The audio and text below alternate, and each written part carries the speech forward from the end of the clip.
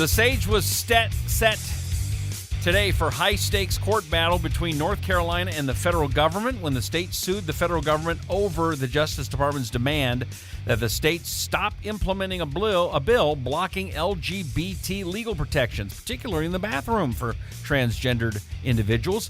Byron Henry is an attorney. Byron, what's the story? Well, it looks like the fight has been ratcheted up from a simple love letter from the Justice Department to North Carolina saying you need to tell us you're not going to enforce law in North Carolina or you could be in trouble, to they're going to court. Okay, so, I mean, it seems like this is kind of federal overreach again, right? We used to have states' rights, the 10th Amendment. The states could kind of do what they wanted to do, but that's kind of seems to be really changing, isn't it? Well, there's no doubt that whether a Republican or a Democrat is in the White House, they all have their own, they put their own people in charge of the administrative agencies that basically enforce the laws, and they have always been able to put their own gloss or their own interpretation on some of the laws, whether it be employment laws, education laws, in this case, civil rights laws.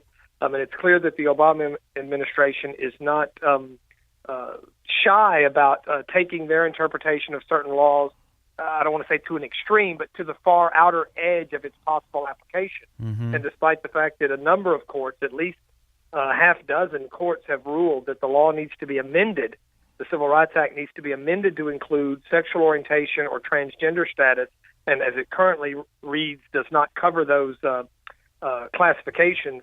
The Obama administration has taken upon itself to issue a memorandum that it does, and in fact threaten enforcement like it does against a number of entities over the past couple of years, this being the most high profile of the state of North Carolina. Now, Byron, I'm not an attorney, and I don't even play one on the radio, but one of the things I've heard in the past was one of the reasons why Roe v. Wade was such a bad law was not just the fact of it being the abortion thing, but because it made it so that the federal government gained a lot more power over the states. And would you agree with that? And is that kind of where this all started, with the federal government overreaching into the states? Not specifically with Roe v. Wade, mainly because Roe v. Wade was simply that this right to have an abortion that's been changed since then, but basically still remains fundamental, as the court has said, is enshrined in the Constitution against the federal government or the state government.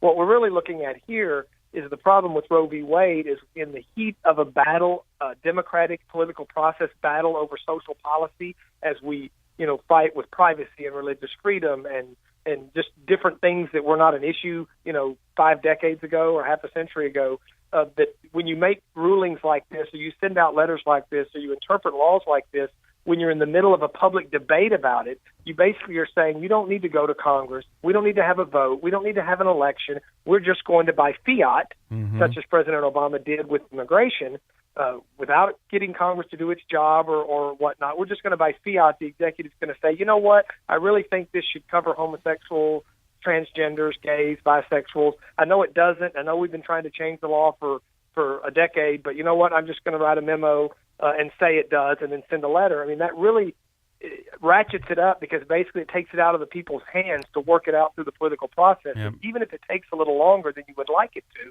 it really helps the public deal with it when it goes through the political process, and this basically short-circuits that. All right, Byron Henry, an attorney. The website, solidcounsel.com. That's solidcounsel.com. Byron, thank you for being here on Trending Today USA. I really appreciate it. John McCain said Friday that the upcoming omnibus legislation meant to help veterans is a very, very bad idea.